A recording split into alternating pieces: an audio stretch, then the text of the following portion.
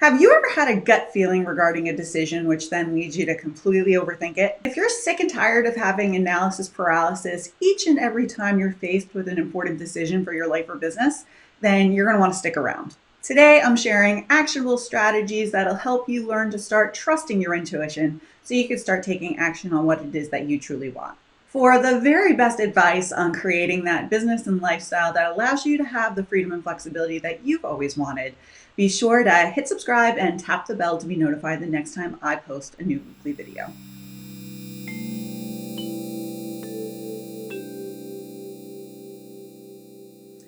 My name is Corrie and I'm a business strategist, coach, and TEDx speaker who helps people become entrepreneurs. Decision making is an incredibly important entrepreneurial skill, so I spend a lot of my time working with my clients to help them make them even faster and more efficiently. These tips have worked for them and they're going to work for you too. So let's just go ahead and dive right in. All right, so we're talking about how to trust our gut, which ultimately is learning how to trust your intuition. But what exactly is intuition? In short, intuition is a process that allows us to know something without any kind of analytical reasoning, right? It helps bridge the gap between our consciousness and non-conscious parts of our brain, and ultimately helps bridge the gap between instinct and reason. So what exactly is the difference between our instinct or our ego and our intuition? Instinct and intuition are both completely different and serve different purposes.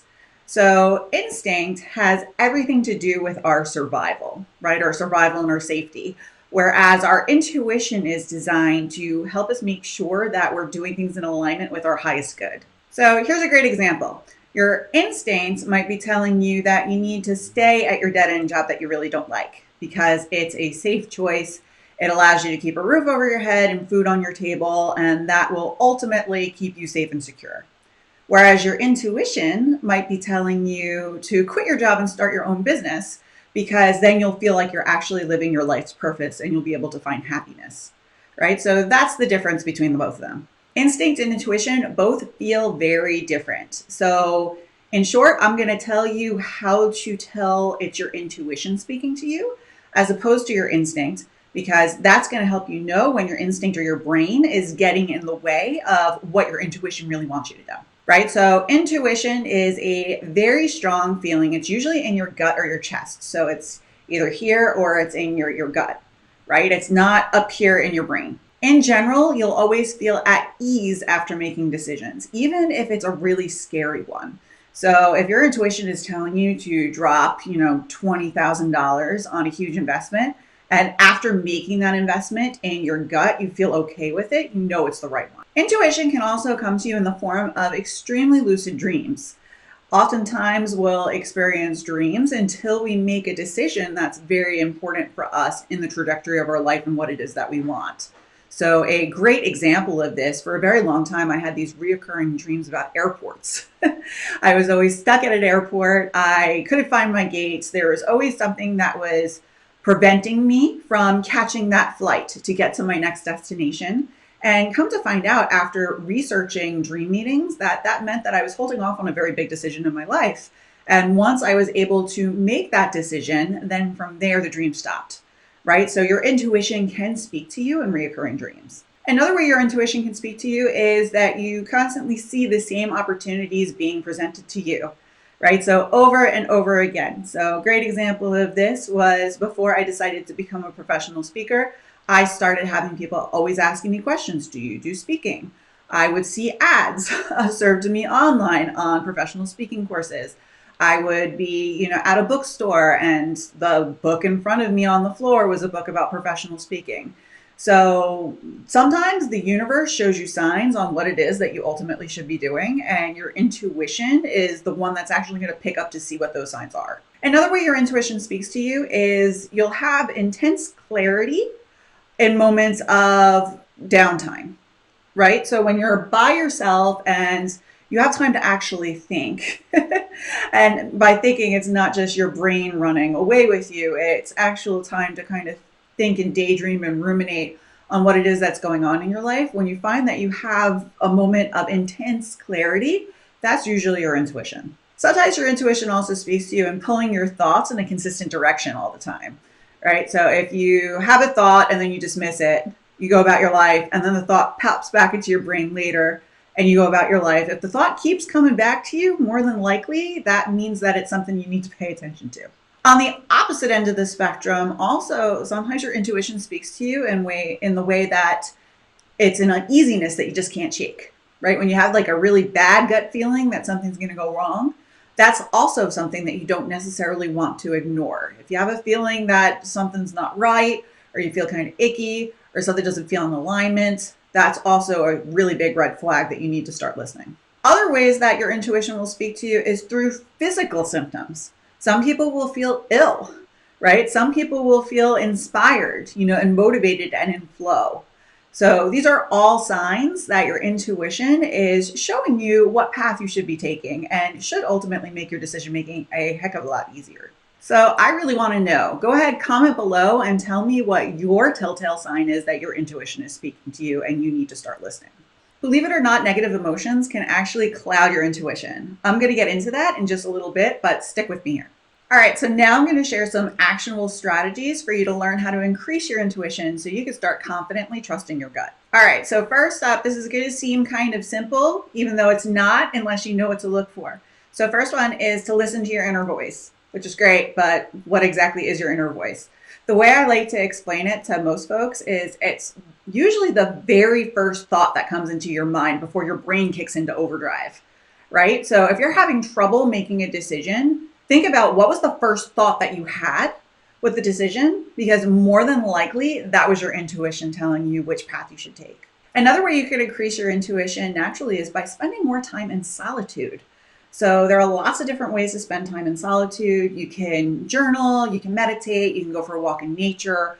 Any kind of time that you could spend where it's just you and your thoughts is going to naturally help you become more connected with your intuition, because you have time to hear it. The more time that we spend around other people around us, kind of injecting their thoughts, their beliefs, their ideas onto us, is time that we're listening to that versus listening to what our intuition is telling us. So the more time that you spend in solitude, the easier it is to be able to identify when those thoughts pop up for you. So I mentioned these before in terms of creating a solitude practice, but some skills that are amazing to learn that I work with all of my coaching clients on is creating habits surrounding both meditation as well as journaling, right? So meditation is kind of like brain exercise. By being able to turn off your thoughts at the drop of a hat and to be able to clear your mind completely, that allows you to kind of understand and really be able to recognize, self-awareness in your thoughts as well as self-awareness in your actions. So it's such an important skill to be able to do. Again, I like to describe it as it's, going to the gym for your brain. And that's a really great habit to adopt into your lifestyle. Same thing with journaling. So many folks are afraid to journal because they don't want to, go back and look at a permanent history of what it is that their thoughts were telling them, at a specific point in time. But if you adopt a practice where you are free writing on a regular basis, it's going to allow you to be more creative, more free. You're not going to hold on to your thoughts or your feelings or emotions as much. And it's going to allow you to be able to function at a higher level of clarity than you could if you aren't getting those thoughts on paper. So those are two really, really great habits to build into your lifestyle that not only help you become more connected with your intuition, but also help you build up clarity, which is an essential entrepreneurial habit. Another way to become more in tune with your intuition is to really start listening to your body, right? So listen to your body's cues, physical sensations. Again, we're talking about trusting your gut. What does your gut feel like, right? If you're feeling ill, in the presence of a certain person, if you're feeling invigorated and energetic, right? These are all signs that we are either in alignment or out of alignment, right? So the more negative the feeling or the sensation, the more out of alignment we are, the more, positive the thought, feeling, or sensation, the more in alignment we are. And the closer we are to alignment, the closer we are to being intuitive. I also mentioned this earlier, but if you're having recurring vivid dreams, those lucid dreams, another great strategy you could take is learning how to analyze what those dreams mean. So for me, in the example that I shared earlier, it was all about airports. So I did a lot of research, just basically on the internet. I Googled, I got a few books. There's dream dictionaries that you can get, but you can learn what the meanings of specific types of reoccurring dreams mean. And that can help you see and have better clarity on exactly why that dream keeps reoccurring for you so you could address the source of it. So this kind of ties in with the practice of making sure that you're having times of solitude on a regular basis, but you definitely want to make sure that you are scheduling downtime, right? So yeah, you can't be working nonstop all the time. You have to have some downtime, whether it be for just yourself in solitude or with friends and family, colleagues, other things that kind of fill your bucket, as my 6-year-old son likes to say. But making sure you have that scheduled downtime will allow you, again, that space that you really need to be able to feel in alignment and to be able to feel your intuition and have those thoughts, those daydream thoughts that just pop up without constantly being pressured into someone else's agenda or other life responsibilities and roles outside of that downtime. So it's really important. Make some time for it. And then last but not least, I alluded to the fact that negative emotions can cloud our intuition. And this is so, so true.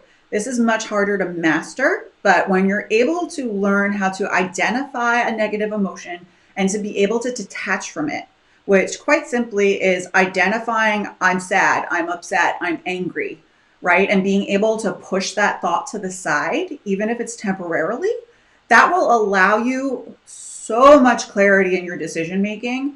It's incredible. And this is such an essential skill as an entrepreneur. You cannot be making emotional decisions. You have to be making decisions from a place of clarity.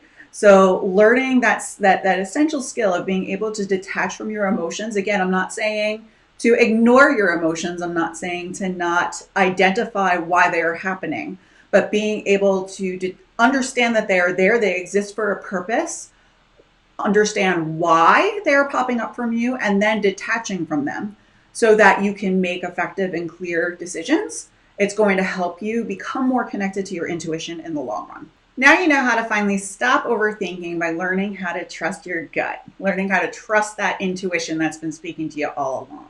If your gut has been telling you for a while that you should start up your own business, then I have the perfect resource to get you started. My entrepreneurial mindset quiz will help you get a clear picture on what skills you're going to need to develop in order to see true freedom and flexibility as an entrepreneur. Get started today by clicking the link below in the description. Go ahead and check out these videos next if you want to improve your mindset and your habits. And if you like this video, be sure to hit like, subscribe, and share it with your friends. I'll see you next time.